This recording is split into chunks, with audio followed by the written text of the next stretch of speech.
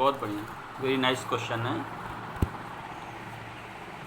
परम पूजनीय योगी जी महाराज, उपस्थित परम पवित्रात्मन, बसंतकालीन नवरात्र के तीसरे दिन सुंदर सायं वेला में हम और आप श्री रामचरित मानस के वैदिक सिद्धांतों एवं उनके वैज्ञानिक प्रयोगों के द्वारा अपनी मौलिक मांगें, शरीर में स्वास्थ्य, इंद्रियों में शक्ति, मन में आनंद, बुद्धि में ज्ञान और अहम में प्रेम किस प्रकार प्राप्त करें और वर्तमान जीवन के समस्त क्लेशों, शरीर के रोग, इंद्रियों की थकावट कमजोरी, मन की चिंता परेशानी, बुद्धि का भय अपमान और अहम के वियोग से किस प्रकार मुक्त हों। अथवा अगर एक शब्द में कह दें तो बाह्य जीवन के अभाव और आंतरिक जीवन की अशांति से हम कैसे मुक्त हों, इसी विषय पर चिंतन मनन करने के लिए हम सब एकत्र हुए हैं। हमारे दादा गुरु पंडित बद्रीनारायण त्रिपाठी जी ने अपने जीवन में श्री रामचरित मानस के वैदिक सिद्धांतों और उनके वैज्ञानिक प्रयोगों को आत्मसात किया। आत्मसात करने के पश्चात अपने सहपाठी परम पूजनीय अपने सद्गुरु श्री हृदयनारायण योगी जी को श्री रामचरित मानस के वैदिक सिद्धांतों और उनके वैज्ञानिक प्रयोगों का पाठ दिया, संदेश दिया। पूज्य योगी जी ने भी अपने जीवन में उन सिद्धांतों का प्रयोग किया।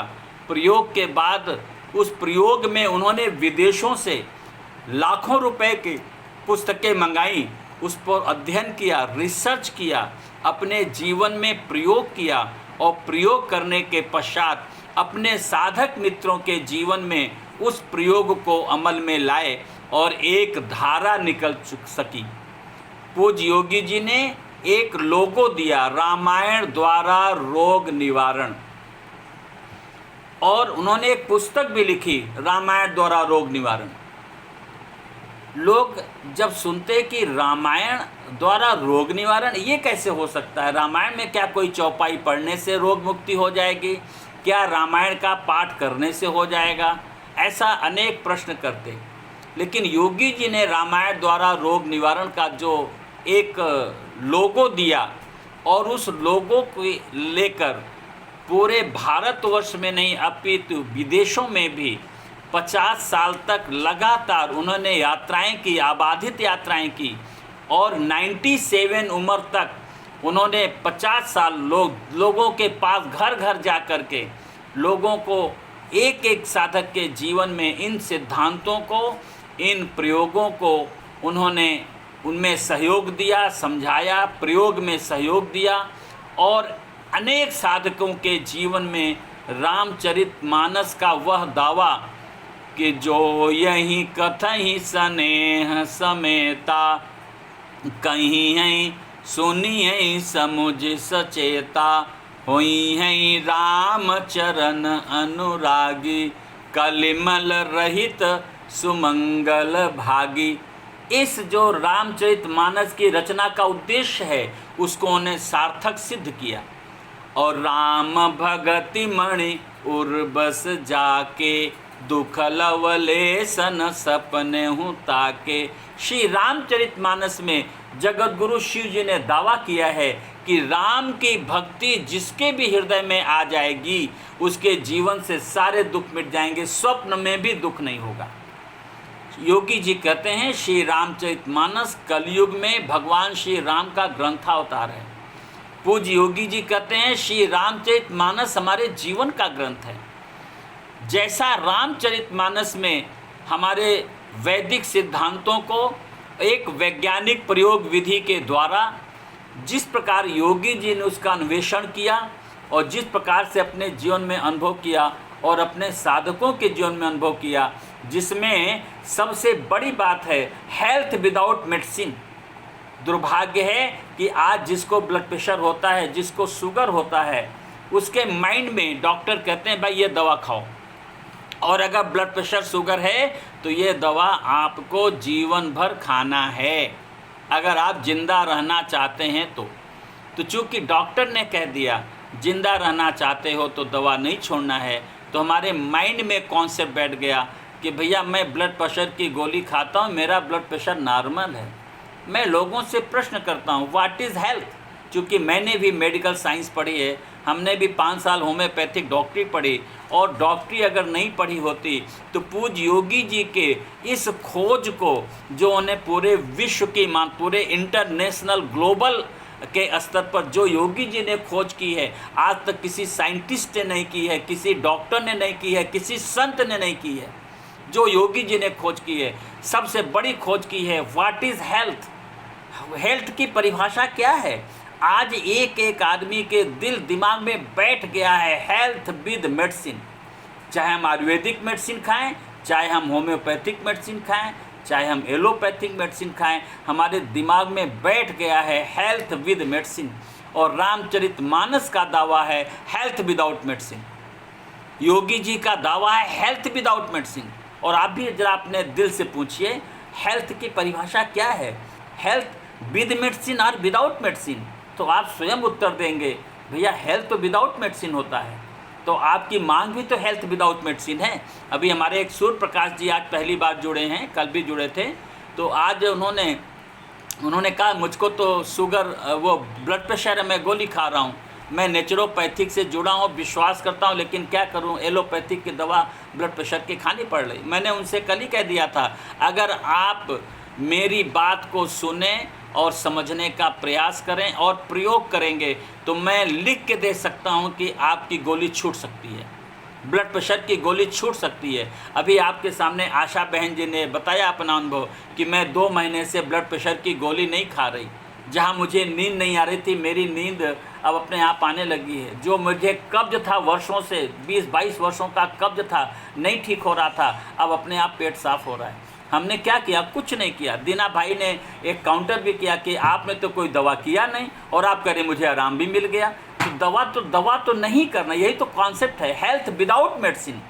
आपके दिमाग में जो ये बैठा है कि हम दवा खाएंगे तो हमारा ब्लड प्रेशर नॉर्मल होगा, हम दवा खाएंगे तो हमें हमारे क्या दवा खाएंगे तो हमारा शुगर नॉर्मल रहेगा, हम दवा खाएंगे तो हमारा हार्ट ठीक रहेगा। यही तो समस्या है। तो इसी चेन को तोड़ना है। ये जो आपने पासवर्ड डाल दिया डॉक्टर के द्वारा, दिमाग में पासवर्ड लॉक कर दिया कि भैया गोली खानी है, ब्लड प्रेशर गोली खानी है, शुगर की गोली खानी, सब छूट जाए लेकिन गोली नहीं छूट सकती।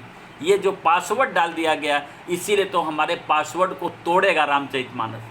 रामचरितमानस का दावा क्या है? इस पासवर्ड को हम तोड़ देंगे, और जब पासवर्ड तोड़ देंगे तो न्यू सीडी, एक नई सीडी इंटर कर देंगे दिमाग में। उसी के अनुसार जब आपका विचार, भावना, क्रिया बदल जाएगी तो रिजल्ट आ जाएगा। इसी प्रकार से जो अभी हमारे विजयनंद भैया ने बहुत अच्छा प्रश्न किया है कि लोग कहते हैं कर्म नहीं करना है कि कामना रहित होना है। आप बताइए कौन ऐसा व्यक्ति है जो बिना कर्म के रह सकता है? क्योंकि कर्म प्रधान विश्व रचि राखा, बोलिए, और जो जस करे सो तस फल चाखा। हम एक पल भी बिना क्रिया के, बिना कर्म के रह ही नहीं सकते। क्यों नहीं रह सकते? क्योंकि कर्म का अधिकार केवल मनुष्य को मिला है। हमारे सृष्टि में 4 जगत हैं। पहला है जड़ जगत, जिसे कर्म का अधिकार नहीं दिया गया। दूसरा है वनस्पति जगत, इसको भी कर्म का अधिकार नहीं दिया गया। तीसरा है जंतु जगत, उसको भी कर्म का अधिकार नहीं दिया गया। चौथा है मानव जगत, जिसको कर्म का अधिकार दिया गया। और जैसे मैं प्रसंग लेकर चल रहा हूँ कि जब देवताओं के लिए, अभी मैं प्रसंग लाऊंगा बीच में, देवताओं के लिए, जो लोग पहले से जुड़े जानते हैं, देवताओं के लिए जो भगवान ने आश्वासन दिया प्रार्थना के बाद, जाने डर पहु मुनि सिद्ध सुरेशा, तुम्हें लाग धरी हूँ नरवेशा।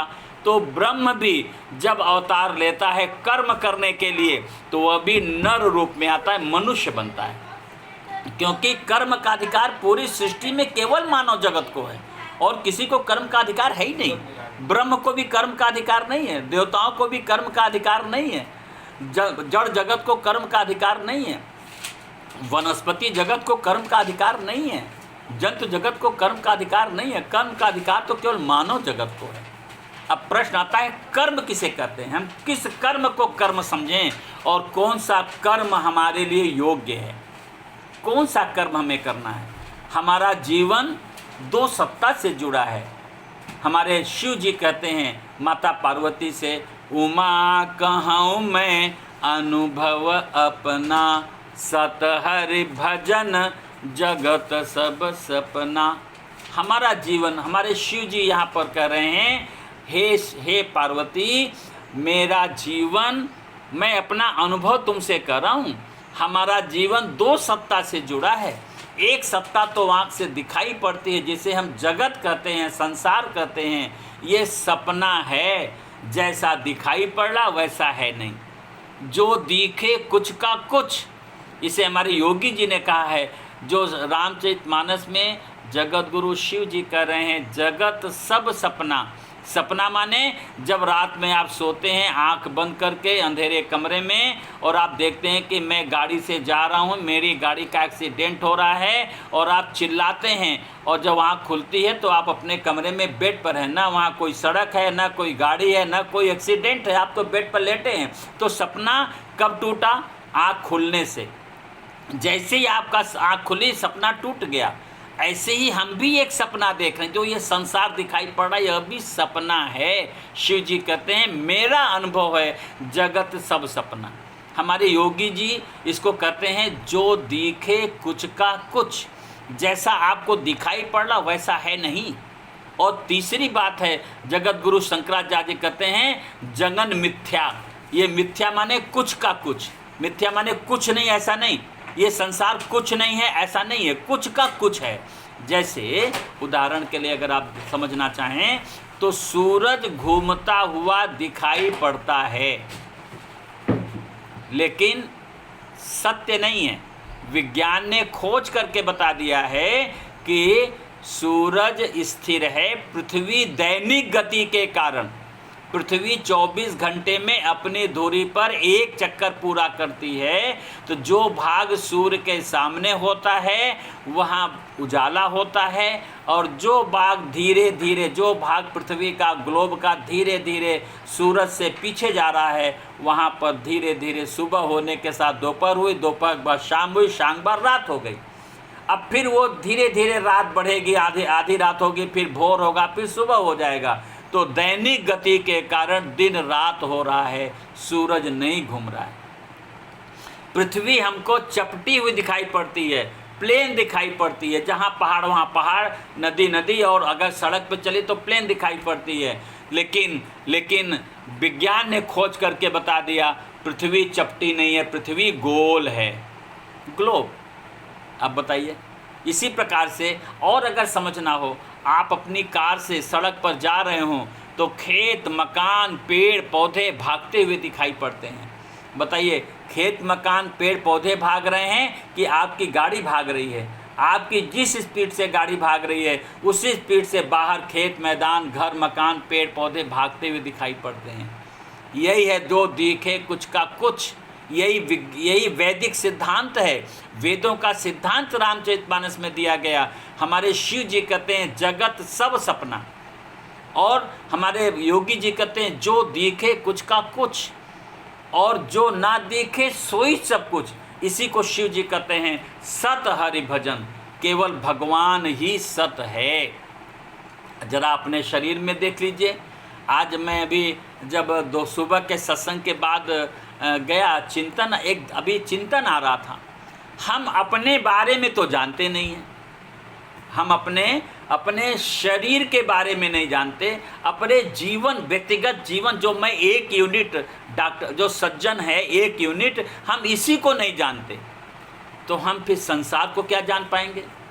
फिर हम परमात्मा को क्या जान पाएंगे? तो इकाई तो मैं पहले अपने को तो जानूं, मैं कौन हूँ। आखिर दया शंकर जी के मन में यह दया, जो स्वामी दयानंद सरस्वती जी थे, इनके मन में तो यही प्रश्न, मैं कौन हूँ, हु एम आई, मैं हूँ कौन। विवेकानंद जी को तो यही तो था ना, क्या मैं कौन हूँ, भगवान कौन है, क्या आपने भगवान को देखा है? तो ऐसे ही आज हमारे जीवन को भी समझना पड़ेगा, आखिर मैं हूँ कौन। तो श्री रामचरितमानस में जो अपने बारे में बताया गया, पहले मैं कौन हूँ इसको समझना पड़ेगा। हमारा जीवन दो सत्ता से जुड़ा है। तो आप देखें, एक है आत्मा और एक है शरीर। शरीर के भीतर आत्मा निवास करती है, और इस समय कोरोना में बहुत सारे शरीरों से आत्मा अलग हो जा रही है। जब शरीर से आत्मा अलग हो जाती तो उसको हम क्या नाम देते हैं साहब? मृत्यु हो गया, डेड बॉडी हो गई। जब तक हमारे शरीर में आत्मा है तब तक हम सज्जन भैया बोले जाएंगे, और जैसे शरीर से, इस शरीर से आत्मा अलग हो जाएगी तो सज्जन भैया नहीं कहे जाएंगे, हमारी संज्ञा बदल जाएगी। Dead body of doctor Sajjan, 1 second में बदल गया। बोलिए, अभी हम सज्जन हैं, सज्जन भैया हैं, अभी हम आपसे बात कर रहे हैं, आप मुझसे बात कर रहे हैं, और 1 सेकंड में अगर आत्मा निकल जाएगी तो हम क्या हो जाएंगे? डेड बॉडी ऑफ सज्जन। इस समय कोरोना ने तो इसका एक्सपीरियंस बहुत तेज़ी से करा दिया। हमारे आसपास महाराष्ट्र में, दिल्ली में, कई प्रदेशों में बहुत तेज़ी से बढ़ रहा है, और शमशान घाट पे तो लाशों की वेटिंग चल रही है, उनका नंबर नहीं आ पा रहा है। तो मतलब कहने का, हमारा जीवन दो सत्ता से जुड़ गया, एक आत्मा, एक शरीर। और यह भी प्रत्यक्ष आप अनुभव करते हैं कि जैसे ही शरीर से आत्मा निकल जाती है, इस शरीर की वैल्यू भी खत्म हो जाती है। बोलिए, इतना तो हम लोग देख ही रहे हैं, अपने घर परिवार में भी देखा है, किसी को मरते देखा भी होगा घर परिवार में, निकट संबंधियों में। तो जैसे ही शरीर से आत्मा निकलती है, यह शरीर व्यर्थ हो जाता है, मिट्टी हो जाता है, जड़ हो जाता है। इसे हम निर्जीव की संज्ञा देते हैं। और जब तक शरीर में आत्मा है तब तक यह शरीर सजीव प्राणी कहलाएगा, आदमी कहलाएगा, रिश्ता कहलाएगा, पति कहलाएगा, पिता कहलाएगा, पत्नी कहलाएगा, बेटा बेटी, बेटी दामाद, सारे इष्ट मित्र सब कहलाएगा। लेकिन एक छोटी सी घटना, ये आत्मा शरीर से अलग हो जाए तो सारा कुछ बेकार हो जाता है। तो हमारा जीवन दो सत्ता से जुड़ गया। और शिव जी ने यही बात पार्वती को समझाना चाह रहे हैं, यही बात हम आपको भी समझाना चाह रहे हैं। जो आपकी सीढ़ी में बैठ गया, मैं शरीर हूँ, भैया हम शरीर नहीं हैं, शरीर नहीं है। मैं इंद्रियां हूँ, मैं इंद्रियां भी नहीं हूँ। तो न शरीर हूँ न इंद्रियां हूँ। तो पहले हमें अपने आप को जानना पड़ेगा, मैं हूँ कौन।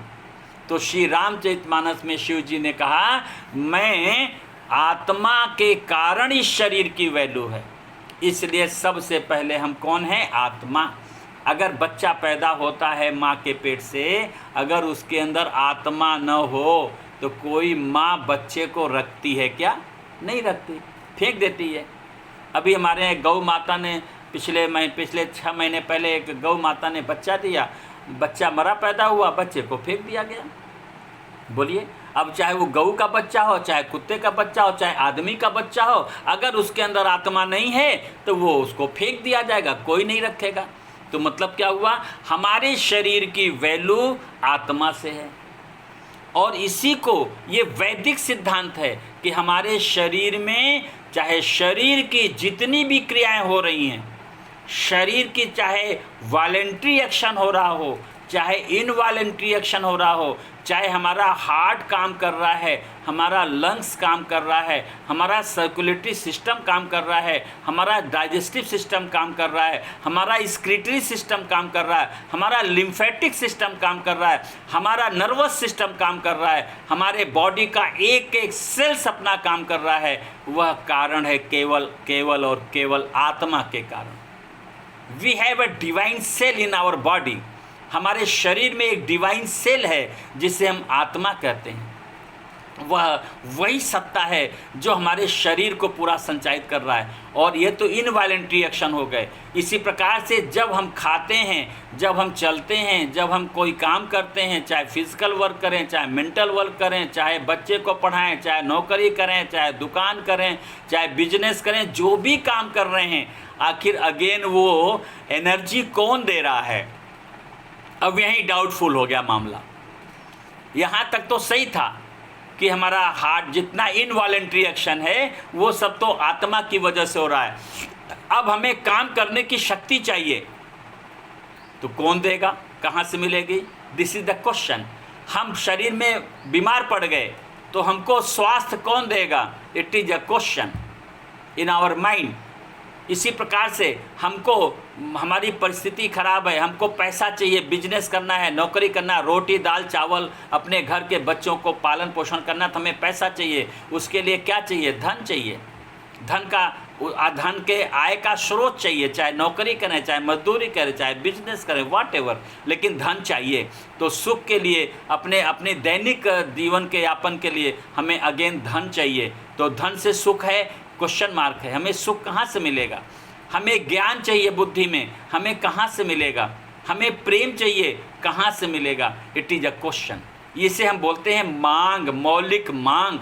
अभी जो भैया ने कहा कि हम कामना रहित कर्म करें कि कर्म छोड़ें कि कामना को छोड़ें, यहाँ प्रश्न है, कर्म तो हम छोड़ ही नहीं सकते, कर्म तो हम करना छोड़ ही नहीं सकते।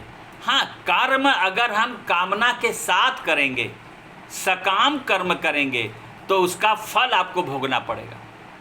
इसीलिए गीता में निष्काम कर्म का योग, कर्म योग का सिद्धांत दिया गया। निष्काम कर्म माने, निष्काम कर्म का मतलब है, पहले तो कर्म में भेद नहीं होना चाहिए। कौन सा काम छोटा है, कौन सा काम बड़ा है, पहली बात है कर्म में भेद नहीं होना चाहिए।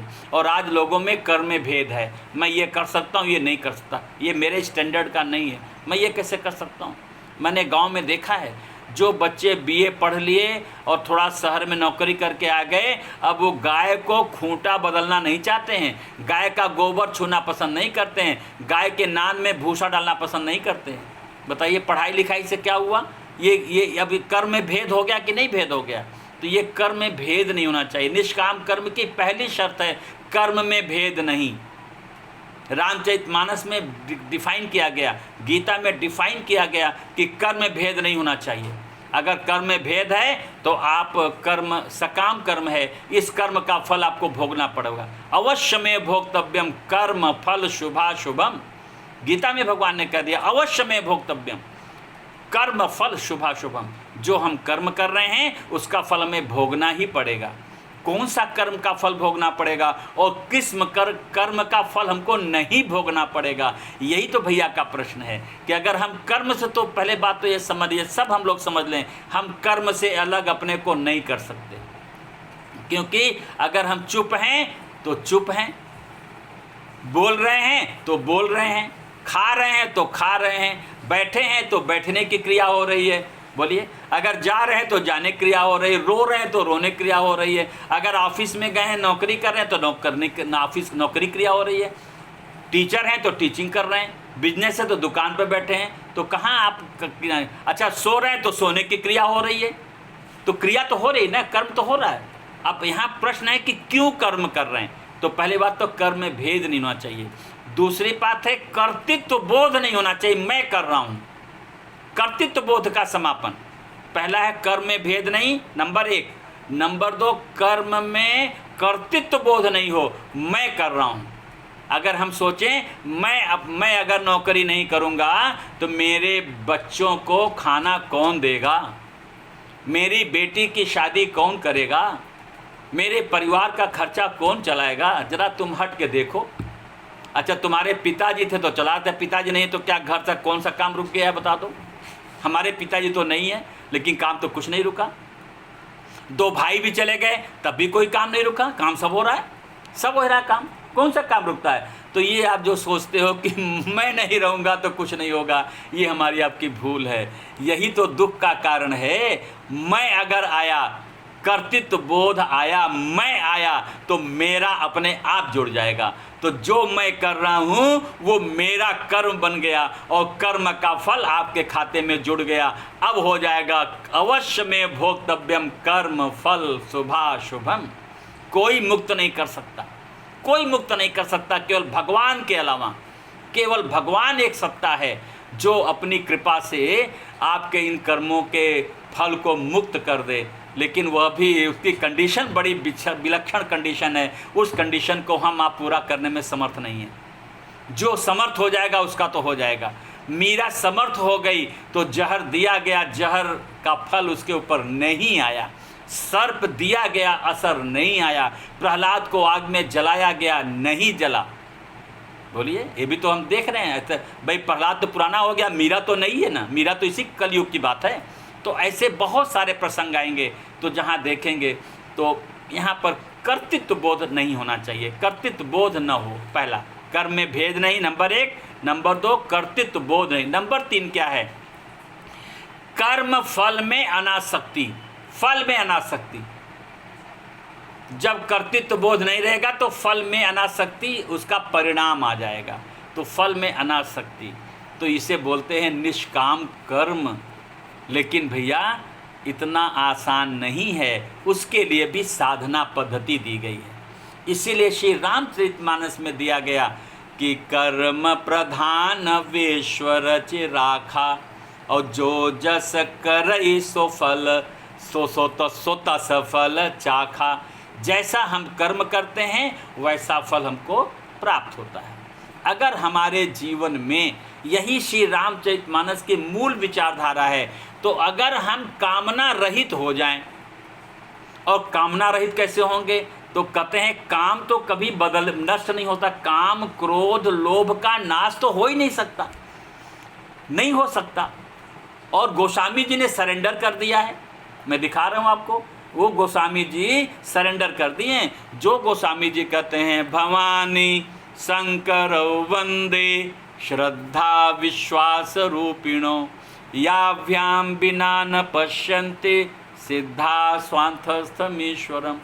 वो हमारे गोस्वामी जी जिन्हें हनुमान जी का साक्षात्कार हुआ है, जिन्हें राम और लक्ष्मण का साक्षात्कार हुआ है।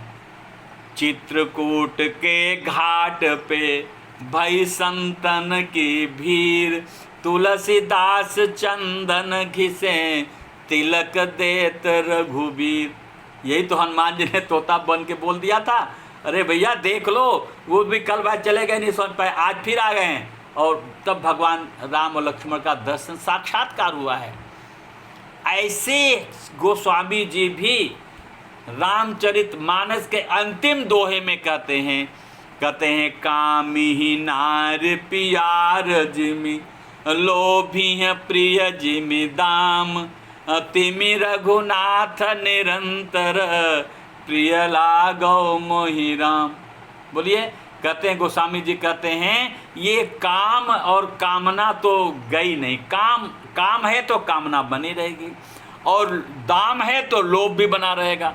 तो कहते हैं काम और दाम, इनसे तो कैसे छुटकारा पाए? इनका तो नाश नहीं हो सकता, इनका रूपांतरण हो सकता है।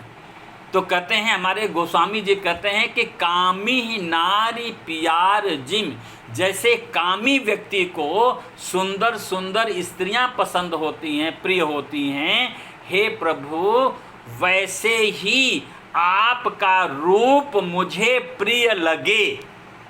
हम आपके रूप को प्रेम करते करते थक गए, लेकिन हमारा मन काम आपके रूप का कामासक्त नहीं हो पा रहा है। हम आपके रूप की कामना आपकी हमसे नहीं हो पा रही है। जहाँ मैं आपके रूप का चिंतन करता हूँ वहीं पर जगत का रूप आ जाता है। जैसे आप ध्यान में बैठते हैं ना, तो बैठते हैं भगवान का नाम लेकर, और पता नहीं कहाँ कहाँ के उठ पटांग विचार आना शुरू हो जाते हैं। अभी आप माला जपने बैठिए तो पता नहीं कहाँ कहाँ का रूप, कहाँ कहाँ के विचार आ जाएंगे। तो यही तो गोस्वामी जी कर रहे हैं कि भैया मैं हार गया हूँ प्रभु जी, तो कामी नार पियार जिमी, जैसे कामियों को इस सुंदर स्त्रियाँ रूप पसंद है, वैसे प्रभु मेरे मन को आपका रूप प्रिय लगे। मैं तो हार गया, प्रिय लगे। और लोभी है प्रिय जिमि दाम, जैसे लोभी व्यक्ति धन की, रुपए की गिनते गिनते गिनते गिनते पहले लाख, पहले हजार गिनेगा, फिर लाख गिनेगा, फिर करोड़ गिनेगा, फिर कितने करोड़, फिर कितने करोड़, फिर अरब खरब, फिर गिनता गिनते थकता नहीं है, उसका मन तृप्त नहीं होता। तो कहते प्रभु जी ऐसे ही मेरे दाम तो आपका नाम है, तो मेरा मन आपके नाम का इतना आसक्त हो जाए कि नाम लेते लेते न थके, तृप्त न हो। तो मेरा मन आपके नाम का लोभी बन जाए, जिससे नाम रटते रटते तृप्त न हो, और हमारा मन आपके रूप का आसक्त हो जाए, रूप की कामना के रूप में, आपका रूप कामना में आ जाए। ऐसी कृपा करो। प्रिय लागो मोहि राम, कामी नार पियार जिमि, लोभी है प्रिय जिमि दाम, तिमि रघुनाथ निरंतर, प्रिय लागो मोहि राम। और यहाँ पर गोस्वामी जी ने इसी के साथ भगवान के सगुण और निराकार स्वरूप का भी वर्णन कर दिया है। भगवान का रूप क्या है? सगुण उपासना। जो भगवान की मूर्ति है, रूप है, जो हम मंदिर में जाकर भगवान का पूजन करते हैं, वो सगुण उपासना है। सगुण साकार रूप है भगवान के राम का, रघुनाथ कहा गया वहाँ पर। और प्रिय लागो मोहि राम, राम माने रघुनाथ का निराकार स्वरूप ब्रह्म राम। तो ब्रह्म राम का नाम ये निराकार स्वरूप हो गया, और ये उसी ब्रह्म का जो साकार स्वरूप है रघुनाथ, रघुनंदन है, कौशल्या नंदन, दशरथ नंदन। तो कहते हैं मैं आपके सगुण रूप का भी आनंद ले सकूं, और आपके निर्गुण निराकार स्वरूप का भी साक्षात्कार कर सकूं, और ये आप ही करो, मेरे बस का नहीं है, मैं तो हार गया। और इसीलिए तो हमारे वाल्मीकि जी तो बोल देते हैं ना कि जग पेखन तुम देख निहारे, और विधि हरि शंभु न चावन हारे, और तेवो न जानै मरम तुम्हारा, और तुम्हीं को जान निहारा, और सो जानहि जहि देहु जनाई, और जानत तुम्हीं होई जाई, और तुम्हारी ही कृपा तुम्हीं रघुनंदन, और जानई भगति भगति उर चंदन। भगवान का चाहे सगुण रूप हो, वहाँ भी मन भगवान की कृपा से ही लगेगा, और चाहे भगवान का निर्गुण निराकार स्वरूप हो, वहाँ भी भगवान की कृपा से ही हमको अनुभूति साक्षात्कार हो सकता है। तो दोनों स्वरूपों का वर्णन है, और हमारा जो जीवन है वो दोनों स्वरूप में है। आत्मा हमारा निराकार स्वरूप है, और ये शरीर जो हमारा सगुण साकार रूप है।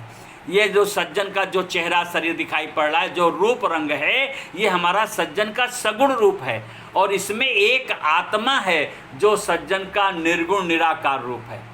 तभी अगर ये इस शरीर से आत्मा निकल जाएगी तो कहेंगे सज्जन भैया तो नहीं रहे, तो कहें अरे लेटे तो हैं, कहें ये सज्जन भैया नहीं, इसे अंदर एक सज्जन भैया थे, वो कौन सज्जन भैया थे? वही तो आत्मा थे ना।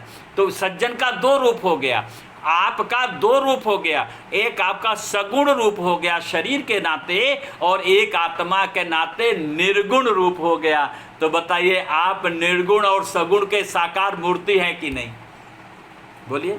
यही तो हमारे शिव जी कर रहे हैं, उमा कहूँ मैं अनुभव अपना, सत हरि भजन जगत सब सपना। हम और आप, आत्मा जो हमारा निराकार स्वरूप है, और ये जो शरीर इंद्रियां मन बुद्धि जो हमारा सगुण साकार रूप है, हम दोनों के तो योग हैं। लेकिन अब दिक्कत क्या हो रही है, हमें जो हमारी मौलिक मांगे हैं, जो हमारी मौलिक मांगे हैं, उनकी पूर्ति के लिए हम क्या करते हैं? चूँकि रामचरितमानस में जो पूज्य योगी जी ने एक सूत्र दिया है, हमारा जो जीवन दो सत्ता से जुड़ गया, एक तो आत्मा, दूसरा शरीर, और शरीर से जुड़ गया ये संसार। गो गोचर जहाँ लगे मन जाई, ये संसार हो गया। और संसार कितना बड़ा हमारा है ये भी समझ लीजिए, बहुत बड़ा नहीं है, बहुत छोटा संसार है। जननी जनक बंध सुत दारा, और तन धन भवन सुहृद परिवारा, ये 10 सेंटर हैं संसार में। हम जिससे जुड़े हैं, जिस संसार से जुड़े हैं, केवल 10 ही हैं। ये जो शरीर हमारा है, जब तक इस शरीर में आत्मा है तो ये शरीर किससे जुड़ा है? जननी जनक बंधु सुत दारा, तन धन भवन सुहृद परिवारा। ये हमारा जो शरीर है संसार के 10 केंद्र से जुड़ा है। आप इसको अवॉइड नहीं कर सकते। जब तक शरीर है ये परिवार जुड़ा रहेगा आपसे। आज हमारे माताजी पिताजी नहीं हैं, लेकिन हमारे नाम के आगे माताजी पिताजी का नाम तो जुड़ा हुआ है ना, भले है कि नहीं। अगर ग्रैंडफादर और ग्रैंड मदर का नाम आएगा तो उनका भी नाम जुड़ा हुआ है, अगर परदादा का नाम आएगा तो उनका भी नाम जुड़ा हुआ है। जब हम लोग शादी में जाते हैं तो 3 पीढ़ी का नाम लिया जाता है और तीनों पीढ़ियों के नाम से संकल्प होता है। तो बताइए, जुड़ा तो है ना, चाहे वो शरीर से हैं और चाहे शरीर से नहीं है। अगर ये शरीर है तो संसार से जुड़ा हुआ है, आप इसको अवॉइड नहीं कर सकते, तो मतलब संसार को इग्नोर नहीं कर सकते। तो यही तो समझना है कि हम संसार को कैसे इग्नोर ना करें, और उधर आत्मा को भी इग्नोर नहीं कर सकते। जो आत्मा है उसको भी इग्नोर नहीं कर सकते। ये अपने हम आत्मा परमात्मा का अंश है, उसको भी इग्नोर नहीं कर सकते। तो श्री रामचरितमानस में भगवान ने शिव जी ने हमको ऐसा सुंदर एक स्वरूप दिया है, सैदा वैदिक सिद्धांत दे दिया है, जिसके माध्यम से हम आप अपने शरीर और शरीर से जुड़े संसार की भी पूरी सेवा कर सकें, कर्तव्य पूरा कर सकें, और अपना संबंध अपने जो निराकार स्वरूप ब्रह्म है, आत्मा है, उससे भी अपना संबंध जोड़े रखें। ऐसा सुंदर एक सिद्धांत दिया है जिसे हम वैदिक सिद्धांत कहते हैं। भगवान ने 3 सेंटर दे दिया। देखिए, एक दिमाग का centre of thinking, centre of feeling और सेंटर ऑफ डूइंग। एक विचार का केंद्र है दिमाग, एक भावना का केंद्र है दिल, और तीसरा है केंद्र हाथ, क्रिया का केंद्र। दिमाग से जानना है, दिल से मानना है और हाथ से करना है। और अभी जब मैंने आपसे प्रश्न किया था कि हमारी आत्मा ही जब शरीर में आती है तो सारे वॉलेंट्री इनवॉलेंट्री एक्शन शुरू होते हैं, वो आत्मा ही कंट्रोल कर रही। हार्ट का संचालन आत्मा से हो रहा है, आपके रोटी दाल चावल से नहीं हो रहा है। ये सोचो कि रोटी दाल चावल की ताकत से हमारा हार्ट काम कर रहा है, तो ये आपका भ्रम है। मेडिकल साइंस इसको नहीं मानती। आपका लंग्स आपके रोटी दाल चावल से काम कर रहा है, इसको मेडिकल साइंस नहीं मानती। आपकी किडनी रोटी दाल चावल से काम कर रही, मेडिकल साइंस इसको नहीं मानती। आपका नर्वस सिस्टम काजू बादाम पिस्ता अनार इससे काम कर रहा है, मेडिकल साइंस इसको नहीं मानती। आध्यात्म भी इसको नहीं मानता। कैसे मान लेगा? है ही नहीं, रिलेशन ही नहीं है। तो आत्मा की वजह से हार्ट काम कर रहा है, आत्मा की वजह से ब्रेन काम कर रहा है, आत्मा के अंदर से सारी ज्ञानेंद्रियां काम कर रही, आत्मा की वजह से सारी कर्मेंद्रियां काम कर रही, आत्मा की वजह से लंग्स काम कर रहा है, आत्मा के अंदर से किडनी काम कर रही है, नर्वस सिस्टम काम कर रहा है, लिम्फेटिक सिस्टम काम कर रहा है, सारी इनवॉलेंट्री एक्शन सब काम कर रहा है। अरे यहाँ तक कि अगर आपके आँख के सामने कोई उंगली करे तो आँख की पलक अपने आप बंद होती है। तो क्या ये रोटी दाल चावल की ताकत से बंद होती है क्या? जी नहीं, जी नहीं। रामचरितमानस इसको नहीं मानता, वेद नहीं मानता, विज्ञान भी नहीं मानता। और जरा अगर ऐसा है तो मैं एक शरीर जो डेड बॉडी शरीर है, फिर उसमें जरा जान दिखा के दिखा दो, उसको खाना खिला दो, उसका हार्ट चला के दिखा दो, किडनी चला दो, उसका गॉल ब्लैडर चला, सब काम करके दिखा दो। नहीं दिखा सकते। फिर आप क्या ट्रीटमेंट करोगे?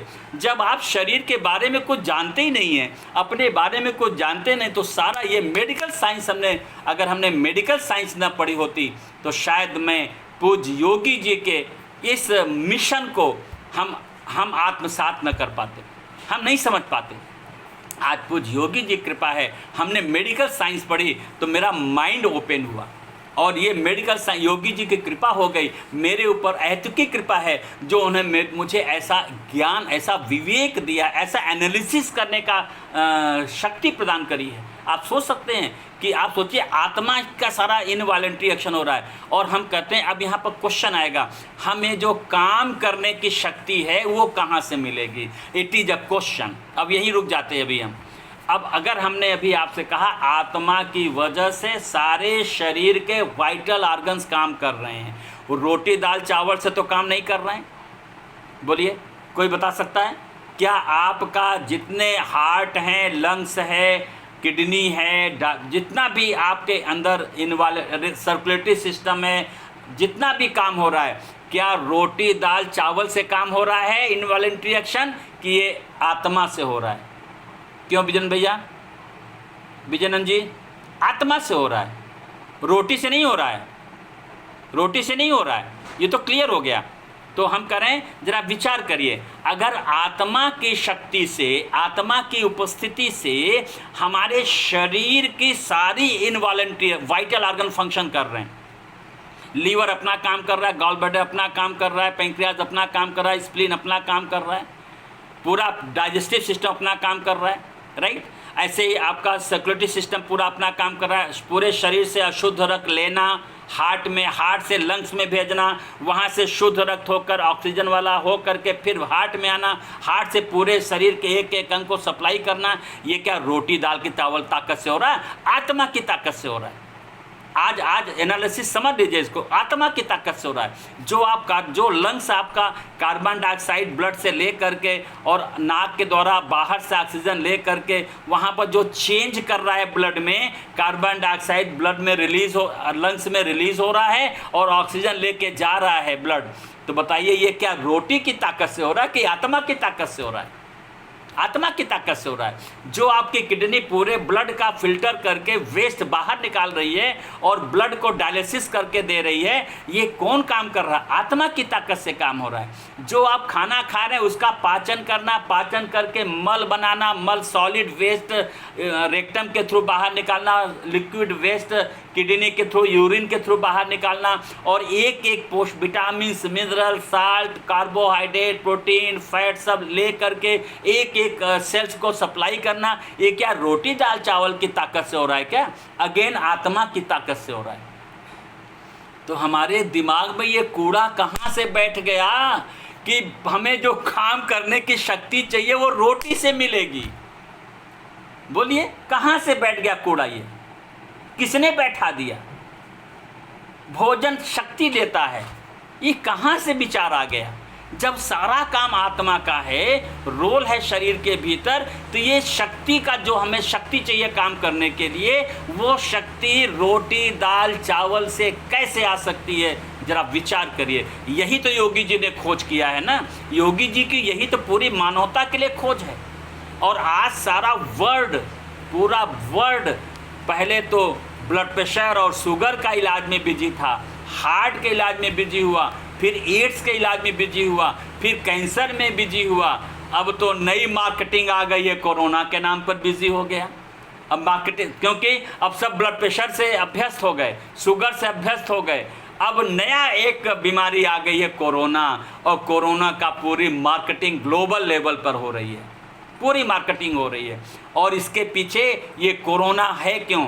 सब तो कह रहे हैं जिसका इम्यूनिटी लेवल कम होगा उसको कोरोना हो जाएगा। बोलिए, तो जिसका इम्यूनिटी लेवल वीक होगा उसको कोरोना हो जाएगा।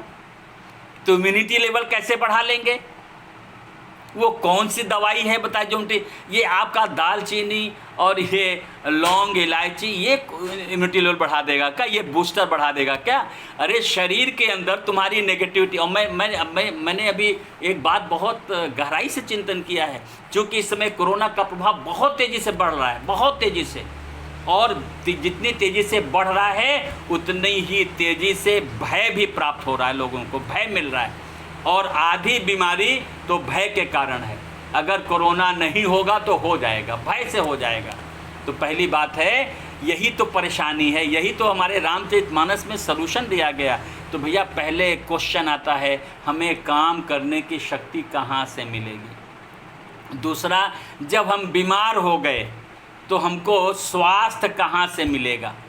फिर हमको मन में चिंता परेशानी आई तो ये सुख और आनंद कहाँ से मिलेगा? जब हमको भय अपमान लगा तो ज्ञान और विवेक कहाँ से मिलेगा? जब हमारे जीवन में वियोग आया तो प्रेम कहाँ से मिलेगा? यही क्वेश्चन है हमारे जीवन की। इसे हम कहते हैं मौलिक मांग। जहाँ तक मनुष्य है वहाँ तक ये मौलिक मांगे हैं। हमारी पहली मौलिक मांग है शरीर में अखंड स्वास्थ्य। अखंड स्वास्थ्य से अभिप्राय है health without medicine. My dear friends, मैं हाथ जोड़ के निवेदन कर रहा हूँ, आप मेरे इस विचार पर चिंतन करिए। हमारी मांग है, पहली मांग है स्वास्थ्य, अखंड स्वास्थ्य। हम कभी बीमार न पड़ें, बीमारी कोई नहीं चाहता। तो पहली मांग है अखंड स्वास्थ्य। जिससे हम अखंड स्वास्थ्य की परिभाषा है हेल्थ विदाउट मेडिसिन, पहली बात। दूसरा मांग है इंद्रियों में अखंड शक्ति, दूसरी मांग है अखंड शक्ति। अभी आपकी कामना बन रही कि नहीं बन रही?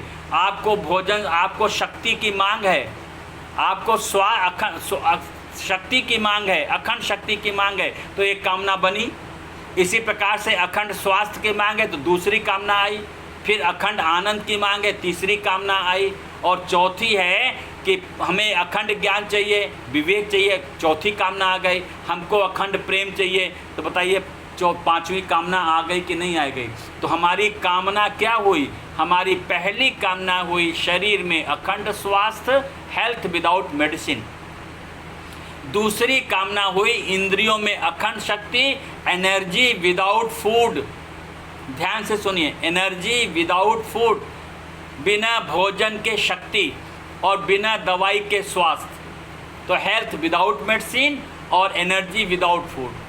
तीसरा है मन में आनंद की मांग, ये कामना है आनंद की कामना है।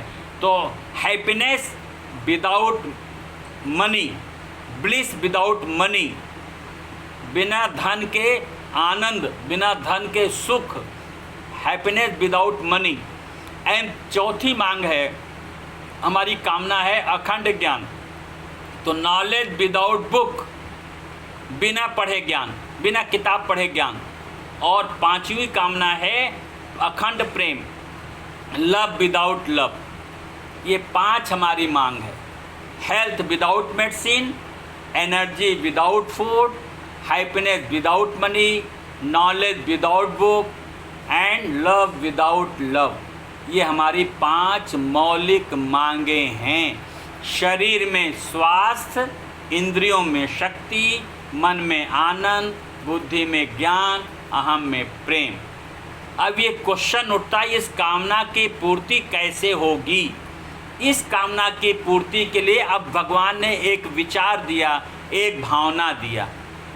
अब जैसा विचार वैसी क्रिया, जैसी भावना वैसी क्रिया।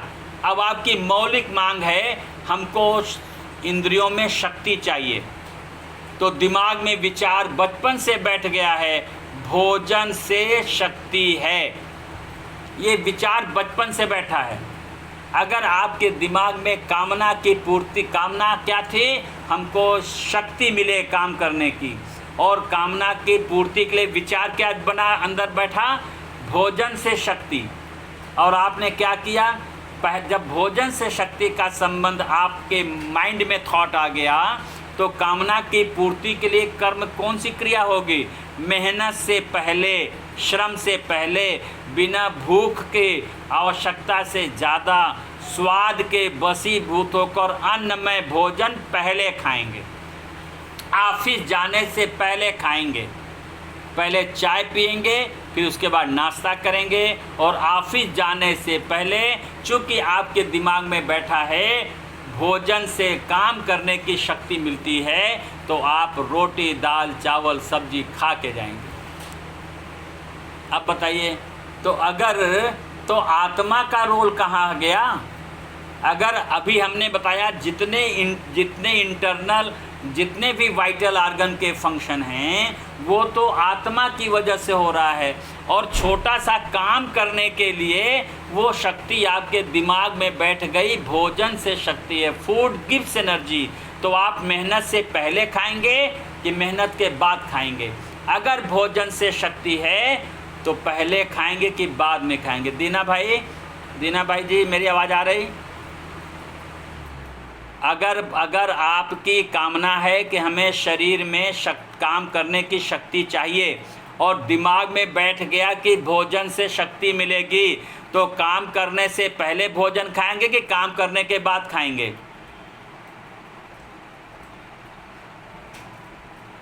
पहले खाएंगे, तब खा के तब तो जाएंगे काम पे ना। अब सोच लीजिए, तो बताइए, जरा विचार करिए। इस छोटी सी कामना क्या है? हमें काम करने की शक्ति चाहिए। हम जा रहे हैं काम पर, दुकान पे जा रहे हैं, नौकरी पे जा रहे हैं, व्यापार में जा रहे हैं, मजदूरी पे जा रहे हैं, कहीं भी जा रहे हैं, और हमें काम करने के लिए एनर्जी चाहिए, क्योंकि काम में तो शक्ति लगेगी। और शक्ति किससे मिलेगी? विचार क्या बैठ गया? भोजन से मिलेगी। तो हम श्रम से पहले हम भोजन खा के जाएंगे, रोटी खा के जाएंगे।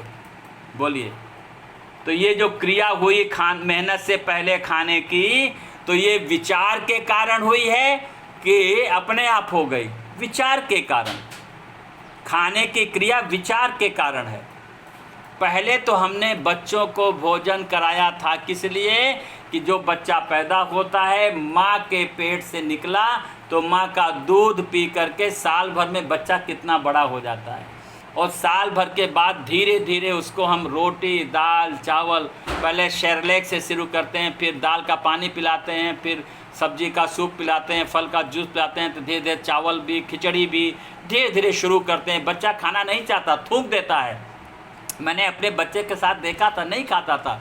मेरा बच्चा तो संकल्प है करीब 12-13 साल तक तो उसने रोटी, दाल, चावल खाना पसंद नहीं किया। उसे फल दे दो, जूस दे दो, सूप दे दो, आराम से खा लेगा। लेकिन रोटी, दाल, चावल उसके बस का नहीं था खाना। बड़े मुश्किल से उसको खिलाना सिखाया गया।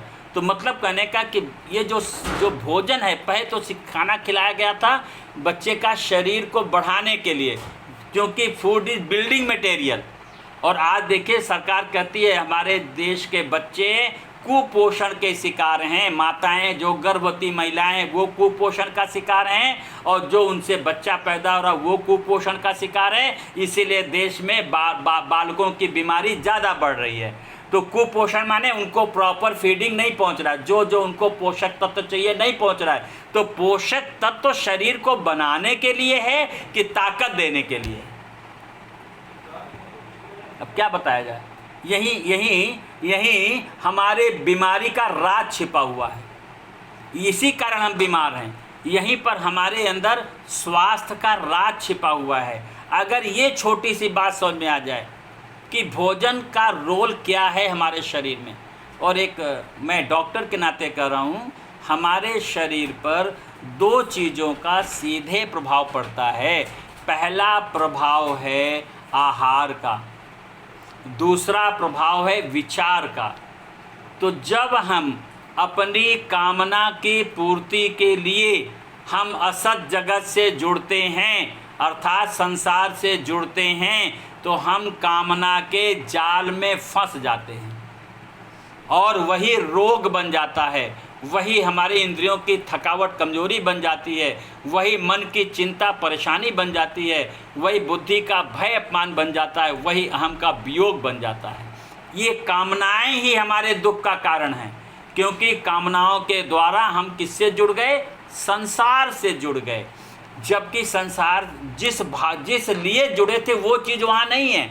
आप भोजन से जुड़े थे शक्ति के लिए, भोजन से शक्ति का संबंध नहीं है। आप दवाई से जुड़े थे स्वास्थ्य के लिए, स्वास्थ्य का संबंध दवाई से नहीं है। ऐसे ही सुख के लिए जुड़े थे धन, वस्त्र, आभूषण, कोठी, कार, बंगला, सोना, चांदी से, उससे सुख का संबंध नहीं है, आनंद का संबंध नहीं है। पुस्तक से जुड़े थे ज्ञान के लिए, पुस्तक से ज्ञान का संबंध नहीं है। परिवार से जुड़े थे प्रेम के लिए, परिवार से प्रेम का संबंध नहीं है। तो भैया फिर है क्या? अगर भोजन से शक्ति नहीं है तो खाना बंद, मत खाओ। अच्छा, अगर दवाई से तंदुरुस्ती नहीं है तो फिर डॉक्टर के पास मत जाओ। अगर पैसे में सुख नहीं है तो कल से नौकरी चाकरी सब बंद, छुट्टी, सब ऑफिस बंद करो, सब बैंक बंद करो, बैंक आना जाना सब बंद कर दो। इसी प्रकार से अगर कहते हैं पुस्तक में ज्ञान नहीं है तो बच्चों को न पढ़ाओ न खुद पढ़ो। अगर संबंधियों में प्रेम नहीं है तो कल से संबंधी छोड़ के जंगल में कहीं चले जाओ। मैंने ये तो बात कही नहीं जो आप सुन रहे हैं। मैंने तो कहा भोजन से शक्ति का संबंध नहीं है, लेकिन आपको ये सेंटेंस नहीं सुनाई पड़ेगा। आपको सुनाई पड़ेगा ये करे खाना मत खाओ। मैंने कहा भी नहीं, मैंने अभी कहा भी नहीं, मैंने ये नहीं कहा खाना मत खाओ। लेकिन आप क्या कर रहे हैं? मैंने कहा है भोजन से शक्ति का संबंध नहीं है, लेकिन आपको क्या सुनाई पड़ रहा है कि ये सज्जन भैया कह रहे हैं खाना मत खाओ। मैंने कहा दवाई से तंदुरुस्ती नहीं है तो कह रहे हैं भैया अस्पताल, डॉक्टर, दवाई सब बेकार है, दवाई खाना बंद कर दो। अब सूर्य प्रकाश जी सुन करके दवाई खाना बंद कर दें और कहते भैया आपने तो कहा था दवाई में स्वास्थ्य नहीं है, सो मैंने दवाई खाना बंद कर दिया, तो मेरे ऊपर ब्लेम आ जाएगा फट से। इसी प्रकार से मैं कह रहा हूँ धन में सुख नहीं है, तो भैया कल से दुकान दौरी सब बंद करो। मैंने कहा पुस्तक से ज्ञान नहीं है तो कर दो, स्कूल बच्चों को स्कूल भेजना बंद कर दो। कोरोना में वैसे स्कूल बंद हो गया है पढ़ना किताब घर में पढ़ना बंद कर दो। और संबंधियों में प्रेम नहीं तो परिवार को छोड़ दो। मैंने ये नहीं कहा। हमने आपसे क्या कहा था? शिव जी ने अपने अनुभव से कहा है, ओ माँ कहूँ मैं अनुभव अपना, सत हरि भजन जगत सब सपना। हम इस संसार में, इस शरीर के माध्यम से जिस संसार में जुड़ रहे हैं और जिस कामना की पूर्ति के लिए जुड़ रहे हैं, हम भोजन खा रहे हैं शक्ति के लिए, शक्ति की कामना की पूर्ति के लिए, दवाई खा रहे हैं स्वास्थ्य की कामना के लिए, पैसा रख रहे हैं आनंद की कामना के लिए, पुस्तक पढ़ रहे हैं ज्ञान की कामना के लिए, और परिवार के साथ जुड़े हैं तो प्रेम की कामना के लिए। मेरे प्रभु जी, ये पांचों चीज़ें का संबंध संसार से नहीं है। स्वास्थ्य का संबंध संसार से नहीं है, शक्ति का संबंध संसार से नहीं है, आनंद का संबंध संसार के किसी वस्तु से नहीं है, ज्ञान का संबंध किसी किताब से नहीं है, और प्रेम का संबंध किसी सगे संबंधी से नहीं है। तो फिर किससे है? इसका संबंध हमारी आत्मा से है। जैसे हमारी आत्मा शरीर में सारे वाइटल आर्गन को फंक्शन कर रही है, वैसे ही शरीर में जो आत्मा है वही आत्मा की प्राण शक्ति शरीर में स्वास्थ्य प्रदान कर रही है, इंद्रियों में शक्ति प्रदान कर रही है। यही तो मैं 2 दिन से आपको समझाने का प्रयास कर रहा हूँ। हमारी आत्मा की प्राण शक्ति ही शरीर में स्वास्थ्य प्रदान कर रही है और इंद्रियों में शक्ति प्रदान कर रही है। यही आत्मा की आह्लादनी शक्ति हमारे मन में आनंद प्रदान कर रही है। यही हमारी आत्मा की चेतना शक्ति बुद्धि में ज्ञान प्रदान कर रही है। यही आत्मा की प्रेमा शक्ति हम में प्रेम प्रदान कर रही है। तो हमें अपने स्वास्थ्य की कामना, शक्ति की कामना, आनंद की कामना, ज्ञान की कामना और प्रेम की कामना की पूर्ति के लिए हमें किससे जुड़ना है? आत्मा की 4 मौलिक शक्तियों से जुड़ना है। और अपनी इस कामना की पूर्ति के लिए जब इन 4 मौलिक शक्तियों से जुड़ेंगे तो यही हमारा भगवान की प्रीति के लिए, अपनी मौलिक मांगों की प्राप्ति के लिए, अपने भीतर जो आत्मा का निर्गुण निराकार स्वरूप हमारे भीतर है, शक्ति स्वरूप, आनंद स्वरूप, ज्ञान स्वरूप, प्रेम स्वरूप परमात्मा के साक्षात्कार के लिए ही कर्म करना होगा। इसी कर्म के करने के लिए, इसी कर्म को करने के लिए हमको भगवान ने मानव शरीर दिया है। मानव शरीर दिया है। मानव शरीर क्यों दिया है?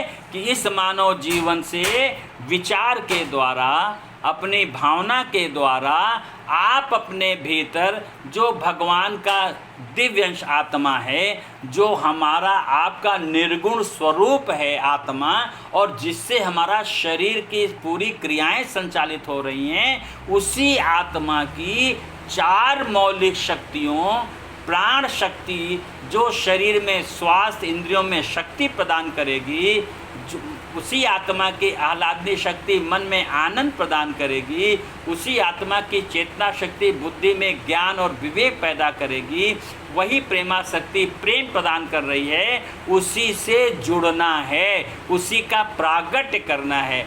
उससे जुड़ने के लिए ही हमको रामचरितमानस के वैदिक सिद्धांतों और वैज्ञानिक प्रयोगों का अभ्यास करना होगा। जब आप इसको अभ्यास करेंगे, इसी को कर्म कहा गया है। बाकी सब विकर्म है और अकर्म है। जो संसार की प्रीति के लिए काम कर रहे हैं वो आपका कर्म नहीं है, वही कर्म आपके जीवन को दुख में डालने वाला है, दुख के बंधन में डालने वाला कर्म है। जब आप अपनी आत्मा की प्राण शक्ति, आह्लादनी शक्ति, चेतना शक्ति, प्रेमा शक्ति से जुड़ने के लिए कर्म करेंगे तो ही आप अपने कर्म को, जब ये कर्म क्या बनेगा? भगवान की प्रीति के लिए कर्म बनेगा, अपने निराकार स्वरूप के साक्षात्कार के लिए कर्म बनेगा। इसीलिए आत्म साक्षात करेंगे तो जब आप आत्मा की इन 4 मौलिक शक्तियों से जुड़ेंगे तो जो जीवन में आपकी मौलिक मांगे हैं, अखंड स्वास्थ्य, अखंड शक्ति, अखंड आनंद, अखंड ज्ञान, अखंड प्रेम, यह आपको प्राप्त हो जाएगा। तो इसके लिए क्या करना पड़ेगा? क्रिया परिवर्तन नहीं करना है, पहले विचार परिवर्तन करना है। हमारी मौलिक मांगों का मूल स्रोत हमारे भीतर जो आत्मा है, उसी की प्राण शक्ति, आह्लादनी शक्ति, चेतना शक्ति, प्रेमा शक्ति से पूर्ति होती है। वही हमको हमारे शरीर को स्वास्थ्य, इंद्रियों को शक्ति, मन को आनंद, बुद्धि को ज्ञान, अहम को प्रेम निरंतर शाश्वत देता रहा है। जब तक आत्मा शरीर में है तब तक ये 5 चीज़ें आत्मा से हमारे शरीर, इंद्रिय, मन, बुद्धि, अहम में प्रवाहित हो रही, शाश्वत, निरंतर। चाहे हम सोएं, चाहे हम जागें, चाहे काम करें, निरंतर वो काम कर रही है आत्मा की शक्ति। लेकिन हमने आत्मा की शक्ति को छोड़ दिया, हम उससे विमुख हो गए और संसार में अपनी कामना की पूर्ति के लिए जुड़ गए। भोजन से शक्ति के लिए जुड़ गए तो शरीर में मल का संचय हो गया, और दवाई से तंदुरुस्ती के लिए जुड़ गए तो इंद्रियों में अम्ल इकट्ठा हो गया। पैसे से सुख के लिए जुड़ गए तो मन में आसक्ति आ गई, और पुस्तक पढ़ के ज्ञान समझ लिया, जान लिया तो अहंकार आ गया बुद्धि में, और अपने परिवार को ही अपना माना, प्रेम का संबंधी माना, तो हमारे अंदर मिथ्या अपनत्व का विकार आ गया। अब ये जो प्राण शक्ति का प्रवाह शरीर और इंद्रियों के स्तर पर हो रहा था, उसको आपके मल और अम्ल ने रोक दिया। अब मल अम्ल जब आ गया, मल शरीर में संचित हो गया, अम्ल इंद्रियों के स्तर पर संचित हो गया, तो जो प्राण शक्ति का प्रवाह शरीर और इंद्रियों पर हो रहा था, उसका प्रवाह बाधित हो गया, रुक गया। अब किसका प्रभाव दिखाई पड़ेगा? अब प्राण शक्ति का प्रभाव नहीं दिखाई पड़ेगा, अब मल का प्रभाव रोग के रूप में आएगा, और अम्ल का प्रभाव थकावट, कमजोरी के रूप में आएगा। अब चाहे कितनी दवा खा लो, चाहे कितना पौष्टिक आहार खा लो, क्या ये मल और अम्ल बाहर निकल जाएगा क्या?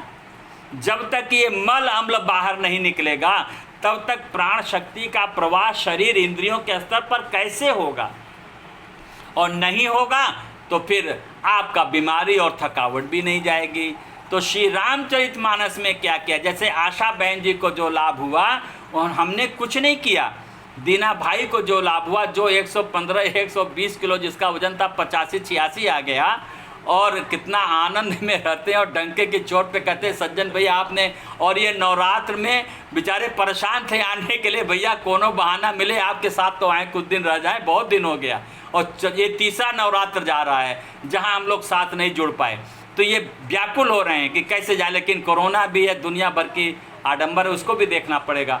तो मतलब कहने का तो ये क्यों आना चाहते हैं? क्योंकि हमने कुछ नहीं किया, हमने केवल आपके दिमाग में जो कामना की पूर्ति, स्वास्थ्य और शक्ति के लिए भोजन और दवाई से जुड़े थे, हमने उसको बता दिया भैया ये मल और अम्ल के कारण है, और अगर इस प्रकार का आहार, संतुलित आहार ले लोगे तो मल निकल जाएगा, युक्तित उपवास कर लोगे तो अम्ल निकल जाएगा, तो प्राण शक्ति का प्रवाह जो मल अम्ल से बाधित हो रहा था वो बाधा हट जाएगी, और आपका शरीर जो है एनर्जी विदाउट फूड और हेल्थ विदाउट मेडिसिन का अनुभव आ जाएगा। तो प्राण शक्ति का प्रागट्य आपने कर लिया। अब बोलिए, अब आपको भोजन की कामना है क्या? नहीं। क्या आप चाय की कामना है क्या? नहीं। अब आप किसी ने चाय प्रेम से दे दिया तो बिना कामना के चाय पी लिया। अब चुस्ती के लिए चाय थोड़ी पी रहे थे। अब अगर कहीं के चले गए किसी के यहाँ, उन्होंने आपको कोई ऑफ़र कर दिया तो आपने ले लिया, लेकिन आपको आवश्यकता थोड़ी है। तो मतलब अब हमारा जो भोजन है वो कामना रहित हो गया, क्योंकि मुझे पता चल गया कि भैया भोजन तो शरीर में पहुंचकर कमजोरी और बुढ़ापा देगा। शरीर, every morsel of food is tax on our vital power. जो हम एक केक और खाते हैं, हमारे वाइटल पावर पर टैक्स है, और इस टैक्स का भुगतान हमको करना पड़ता है। इसलिए आपने देखा होगा, जैसे आपने भोजन खाया था शक्ति के लिए, और जैसे दाल रोटी चावल खाते हैं, बताइए शक्ति लगता है कि आलस आता है? आलस आता है। और उस आलस को भगाने के लिए कहते हैं भैया एक कप चाय बना दो, एक कॉफ़ी बना दो, चाय पी लो तो दफ्तर जाऊं। तो आलस भगाने के लिए आपने चाबुक मार दिया चाय का। तो भैया चाय और नाश्ता समस्त रोगों की माता और पिता हैं। एक डॉक्टर इहिरिट है, उसने लिखा है, please stop your breakfast, neither your breakfast will break you fast. Please stop your breakfast, neither your breakfast will break you fast. और इसी को योगी जी ने कहा, हिंदी में नाश्ता कहते हैं।